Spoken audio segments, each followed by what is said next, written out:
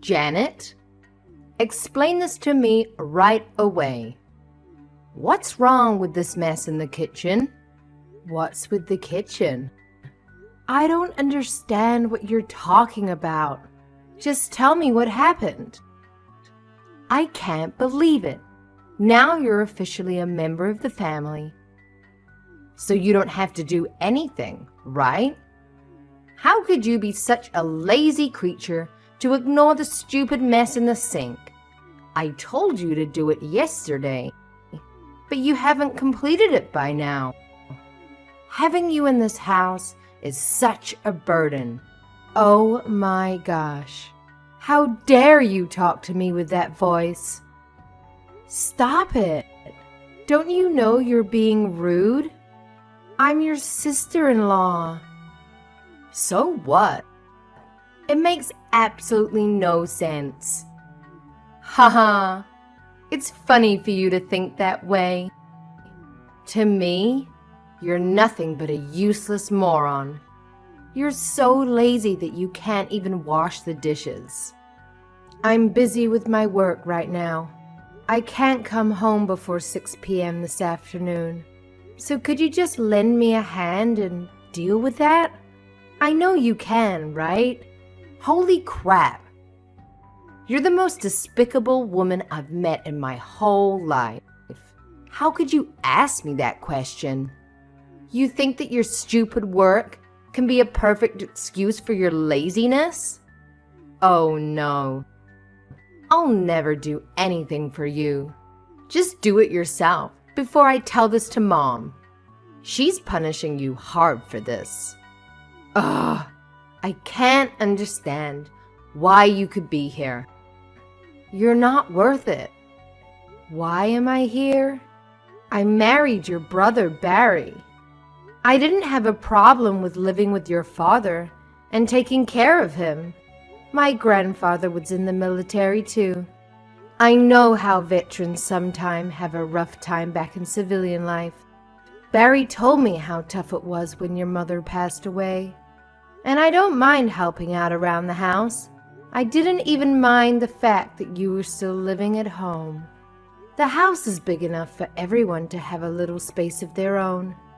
But I'm not here to do everything, so you don't have to lift a finger. You just don't get it, do you? Shall I spell it out for you? As long as you're under our roof, you are expected to do as you're told. We have allowed you to live here out of the goodness of our hearts. You seem to have forgotten that you are freeloading on the backs of our kindness. It would do you well to try and remember that we've been very good to you. So don't forget to keep up your end of the bargain. What are you on about? Do you think this is some kind of twisted fairy tale? My brother feeds you and clothes you, right? Most people would be grateful and try to do their best for the family that had taken them in. You, on the other hand, seem to have a cheeky answer for everything and a complaint to go along with it. Know your place, Janet. I didn't get married to become this family's housemaid. I married Barry knowing that his mother had passed away and that his father needed special care because of his wounds. I most certainly didn't expect to be treated like Cinderella by some wicked stepsister. I don't care what you expected. This is my house, and you will abide by my rules while you're here. I should make you pay for my medical bills. All the stress you've caused me since you've moved in here is taking a horrible toll on my well-being. What? You do realize that if I even did consider giving you money, you'd be extorting your brother and not me, right? You've made me lose great wads of hair, and I had to buy a special Himalayan growth serum. I've also had to increase my time at the spa each week. Mario at Prestige Massage says the knots in my backs and shoulders are a direct reaction to the stress of having you in my house. He recommends daily massages and saunas. My back especially needs a lot of work, he says. And it's not cheap, you know. The oil he uses, a source from a tiny plantation in the Amazon that only 2 people know about. The ingredients are taken by horse to a witch doctor, who then takes them the 300 miles up the Amazon in a canoe to an airfield from which they are flown directly to California. Mario knows one of the farmers, so he gets most of their supply. It's incredibly expensive. And then there's the aromatherapy and the personal trainer too. All these things add up, Janet. I'm on the waiting list for a famous homeopathist too. She's highly recommended by Mario. Haha, they saw you coming. If you think I'm paying for any of that new age rubbish, you're going to be disappointed. It's no laughing matter. I need about $10,000, and as soon as possible. If you pay up and give the housework your all, I'll let you continue living here for free. I wonder what Barry's reaction will be to all of this. He might lose his cool and throw you out. How would that be? I can assure you that my brother will take my side. We've always been thick as thieves, Barry and I. When I showed him all the invoices for therapy, it was his idea to ask you for the money. He even suggested asking for 20 grand. He said that, did he? My husband told you to try and swindle his wife out of 20 grand. Somehow your story lacks a little validity. Of course, we both know that you don't have that sort of money. Barry said he'll introduce you to a friend of his who can organize a loan. No fuss, no background checks, nothing. Just make sure you pay it back, or let's just say you don't want to fall behind on payments. That's your husband saying that sounds like your marriage is heading for stormy waters. You're unbelievable. Have you noticed Barry has been really on edge recently? The smallest things seem to send him into a rage. Using chainsaw to scare away those Jehovah's Witnesses the other day? Overkill. Well, it turns out the inheritance he was counting on doesn't exist. Dad's veteran pensions only covered living expenses. And the rest he either poured down his throat or we don't know. But there isn't anything left for Barry to inherit, except the house. But the construction company he started is doing well. What about that? It must be worth quite a bit. Barry told me he turned down the last offer to buy him out. The shareholders all wanted him to sell Earthworks Inc. I'm surprised he didn't. Barry is dead keen to sell. It's only been 6 months since he took over the reins from our father. And he's not cut out for the construction industry. Barry is more the book and pen type. He can't get along with the work team bosses, and he hates visiting building sites. Oh, so as soon as he can find a buyer, he's going to sell and start a new company. Women's high fashion, apparently. Nothing could be further removed from the dust and filth of the construction industry. Barry said he'll cut me in as a silent partner. Well, it was Daddy's company after all.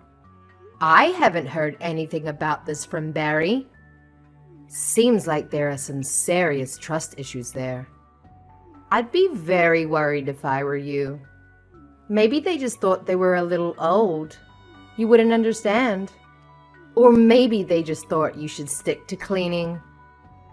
I find it hard to believe that Barry would go ahead with such big plans without discussing it with me. What does that tell you? They don't consider it worth their time, including you. How does that make you feel? Disillusionment?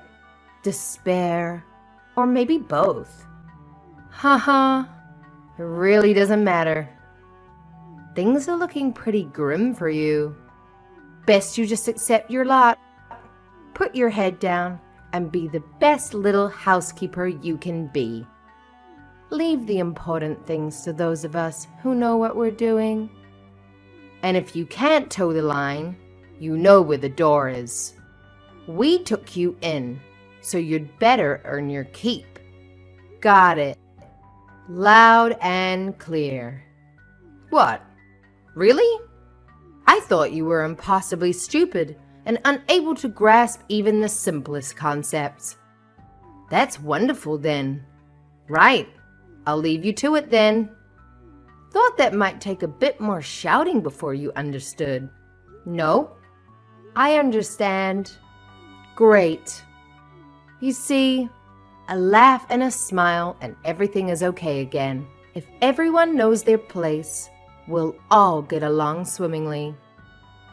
Oh, and the money by the end of the week. Please. I want to be sure to book my spots at the spa next month. They need the cash up front. They're having a few problems with the online payment system, Mario says.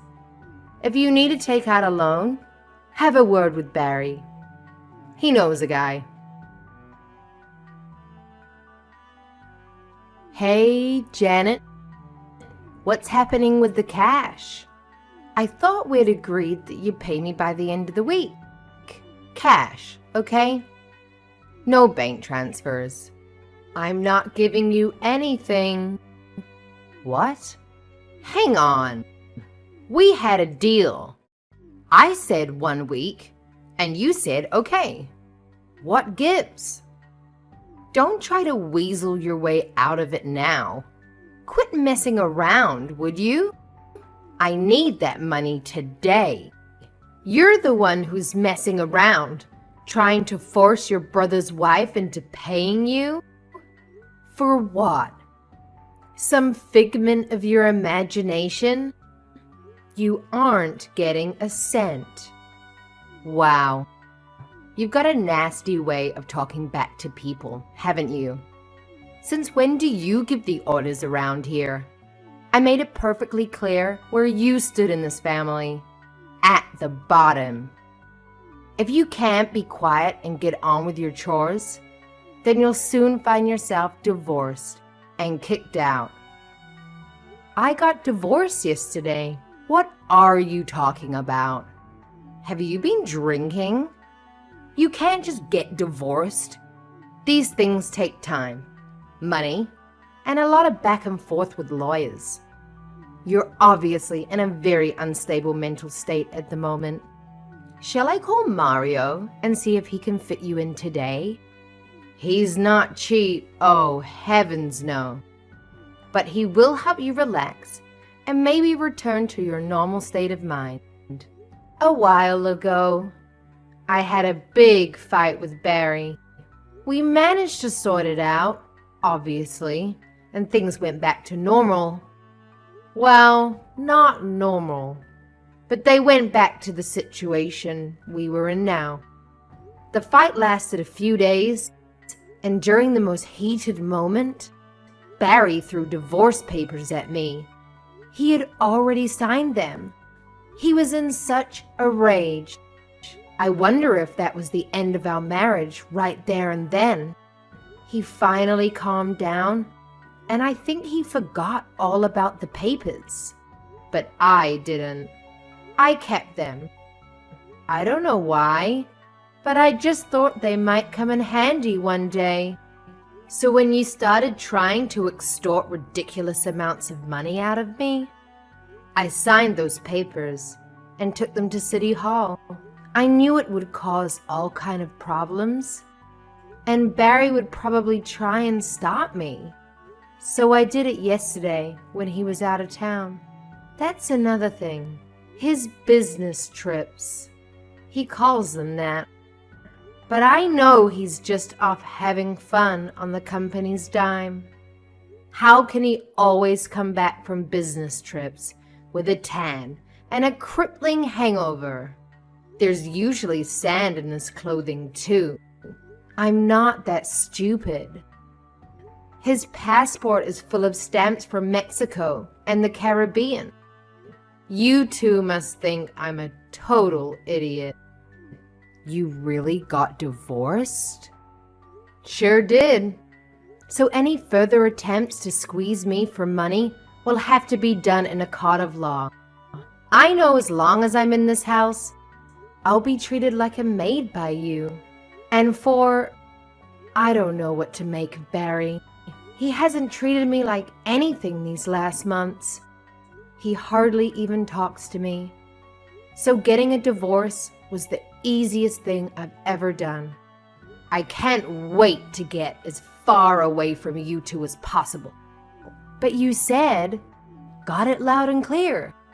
I was surprised, but over the moon that you were finally seeing things from a more overall perspective. I thought things might settle down finally in this house. I tried talking to him about the company and about you, but he refused to let me get a word in. I think he loves you more than me, which is super weird. I asked him outright why he married me. And do you know what he said? He said he married me so there would be someone to look after his sick father and clean the house. The second I heard that, I saw everything so clearly. No more wondering if he was just too busy at the moment, wondering if he loved me or not. I understood. So I decided right there and then to divorce him.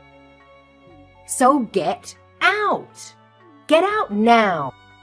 Don't waste another second. I'm serious. If I see your smug little face again, I don't know what I might do. You've been a freeloader all this time. Now you aren't even family anymore. You have no right to be here a minute longer. Get out! How dare you try and freeload off us? I think you'll find that you are the freeloader, and that it's you who needs to get out. You rude little... What are you talking about? I said get out. You don't think this house is yours, do you? Haha. Oh, you're in for the shock of your life. What the heck are you talking about? This is my family's house. Now, get out. I hate to be the one to tell you. Actually, no, I'm enjoying this. I can't tell a lie. This house is mine. It's in my name. You better tell me what the hell you're talking about. My father bought this house. We've lived here for years. Explain yourself and make it quick. I've got a good mind to go over there and thrash you within an inch of your life. Exactly what I said. There's no hidden meaning. I own this house. The deed is in my name. I bought it, so it's actually mine. No. What the hell? My father bought this house decades ago while you were still in diapers. This is our house. You'd better shut your filthy mouth and get the hell out of here. I'm calling the police. You're a freeloader. Get the hell out. Go ahead. Call him. Your father asked me to buy the place, so I did. Go on. Call the cops. That'll save me having to explain anything. You'll have to explain, though. And when you're done screaming, you might calm down enough to accept the truth. Please call them. I need them to evict an intruder. Wait a minute. What are you saying? This is all too confusing. You aren't as smart as you think you are you? Okay, I'll lay it all out for you. Just before your father died last year, he told me that his company was going under. They were just a few months away from filing for bankruptcy. Yes, But Daddy had a sudden angel investor who gave a no-strings-attached loan to buy the latest equipment and get things back up and running again. Yep. And who do you think that investor was? I can't believe we're having such a stupid conversation. You sound insane. You're going to need more than just a massage and some aromatherapy.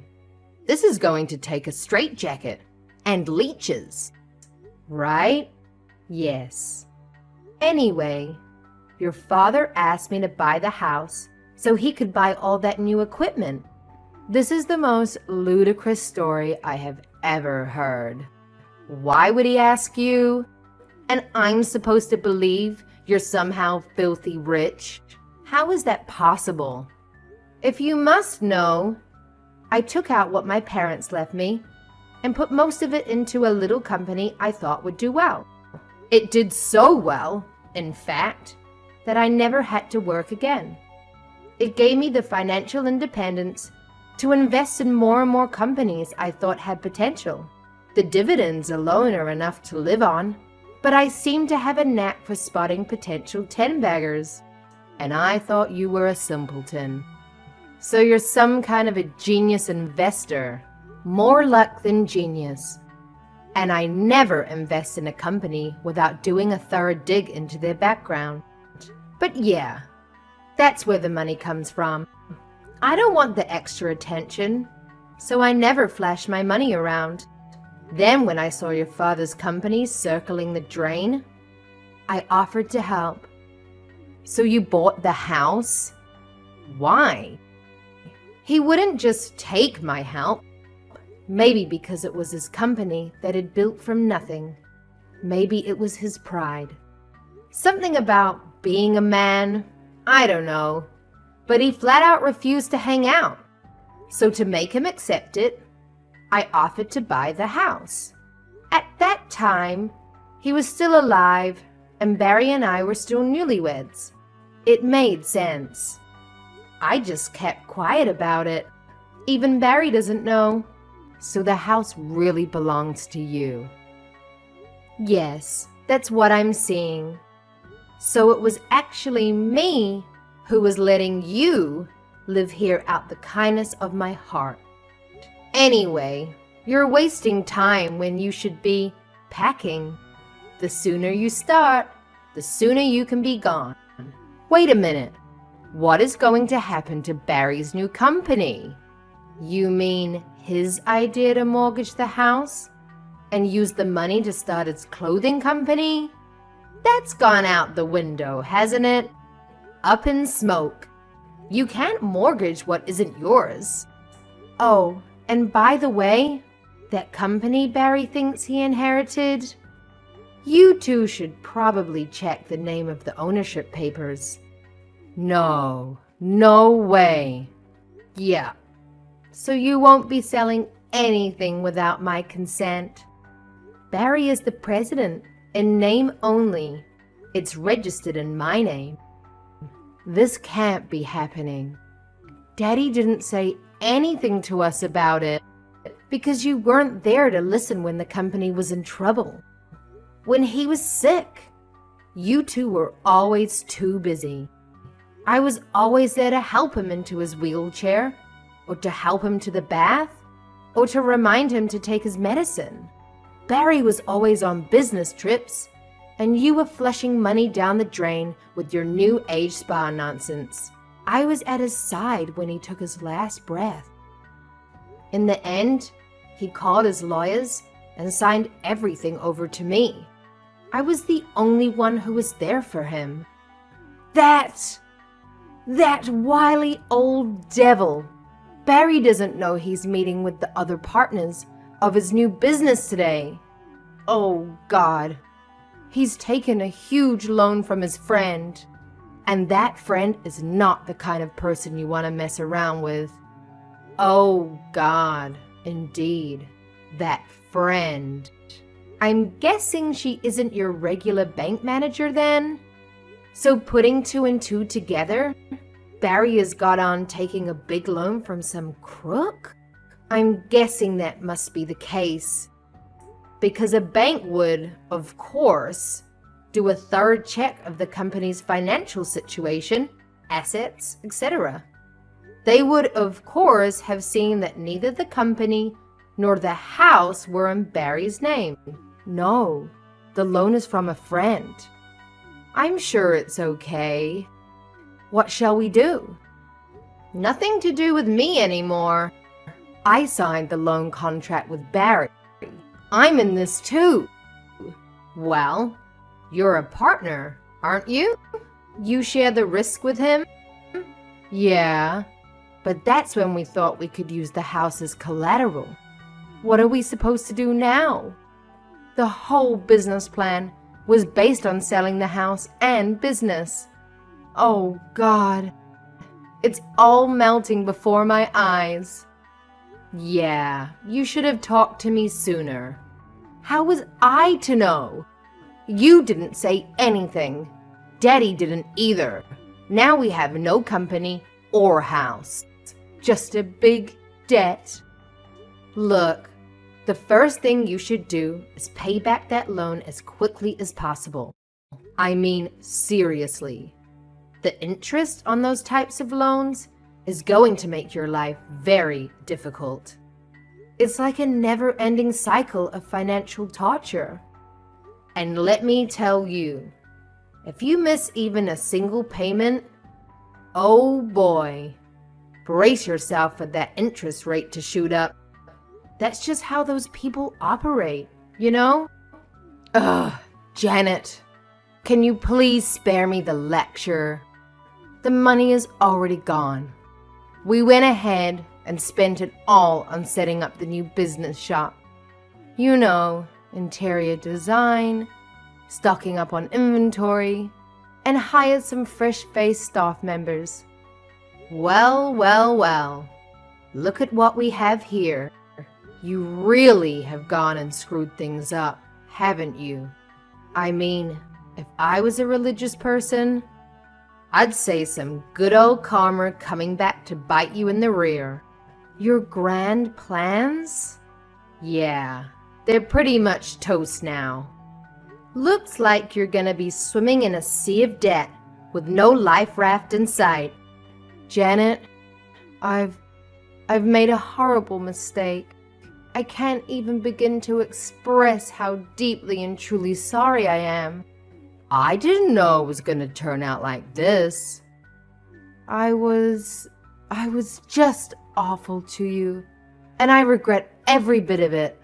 Can you find it in your heart to forgive me? Or maybe forget it? Barry, he only thinks about himself. But please, Janet, I'm begging you, forgive me. Fine, fine. I'm not even angry. What, really? You forgive me? Just like that? Yeah, I forgive you. I mean, life's too short to hold grudges, right? But here's the deal, Derry. Just get out of my house. You and Barry, you belong together. You're like two peas in a pod. Worthless scum. And trust me, I don't want to have to see either of you for any longer than absolutely necessary. So how much longer are you planning on trespassing on my land? Once they realized they couldn't keep living in the city, the story takes place. They packed up and disappeared overnight. They had no hope of ever paying back the loan shark, so they fled rather than face the possible violent consequences of loan forfeit. Some say they went to live in a tiny fishing village in Maine. Others say New Brunswick or even up into Canada. Wherever they end up, they will be living under an alias to avoid suspicion. From time to time, I get a letter begging for forgiveness, and of course, to help pay the loan shark. The letters are always posted from a different place, always along the US-Canada border. Maybe they're always on the move. It's a vast and wonderful country full of hundreds of little towns to disappear into. But I've stopped reading the letters, and now I just throw them straight into the trash. I did get a visit from Barry's loan shark friend once. He and his thugs tried to get me to pay the loan back. A little digging showed they weren't connected to any real mob or cartel. The ringleader was just a punk Barry went to high school with. He didn't have any real power in the city. I mentioned it to a few of the boys in my construction company, and, well, let's just say one day that creep had an office, and the next he was a pile of ashes. Of course, I'll never let them hear about this. As far as I'm concerned, they can spend the rest of their lives on the run. As for the company I bought from Barry's father, I was worried I wouldn't be cut out for the harsh reality of running a construction enterprise. It turns out I'm actually pretty good. I'm actually thriving. That's two things I'm good at. Oh, and facing down wicked sister-in-laws. Little by little, the company is getting back on its feet. And we've just got the contract to rebuild the football stadium. I hope Barry's father is up there, looking down on me and smiling. I hope he's glad he had me to rely on.